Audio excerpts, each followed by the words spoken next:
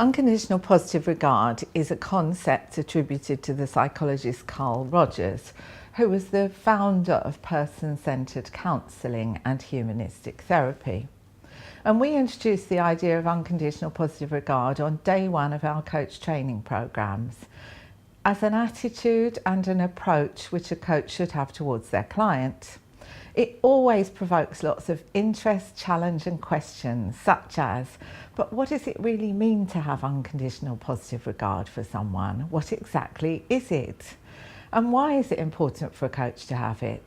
And most frequently asked, how on earth do you get it or cultivate it? So what does it mean? Well, it doesn't mean that you have to like your clients or even approve of what they do. It doesn't mean being super sweet and lovely to them all the time either. Lots of people think it does. What it does mean, however, is that you put aside your personal prejudices, judgments and assumptions, and you meet and receive your client where they are in their lives at that moment.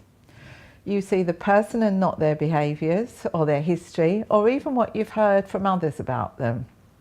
You have a belief that the person is doing the best they can with the resources they have available to them. You don't sit in judgment or evaluation, but in a place of interest and open-mindedness about this person and about their potential. So why is it so important for a coach to practice unconditional positive regard?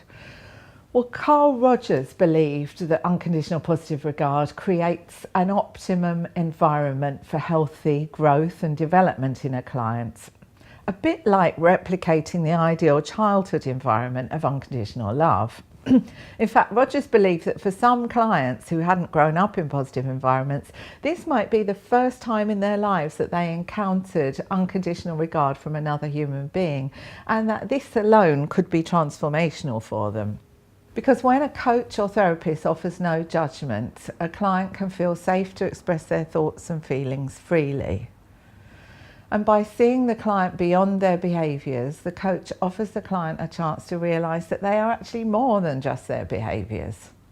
And if the client feels accepted by the coach, they can then begin to find acceptance of themselves, self-acceptance. Carl Rogers put it like this: at the heart of unconditional positive regard, then, is hope. The therapist, or coach in our case, by putting aside their own biases, shows optimism that the client can create positive change for his or herself. They are more than what they have done. So how do we really learn to get it? Well, it's a valuable mindset to cultivate when you're a coach, but it needs time and practice and lots of self-awareness exercises. You can start by noticing how you usually respond to people. For example, are you quick to judge or make assumptions? Think about your prejudices and biases. We've all got them, but what are they? And when have you been proved wrong about them? What purpose do they serve you? How much unconditional positive regard do you actually show yourself? It's good to start with you.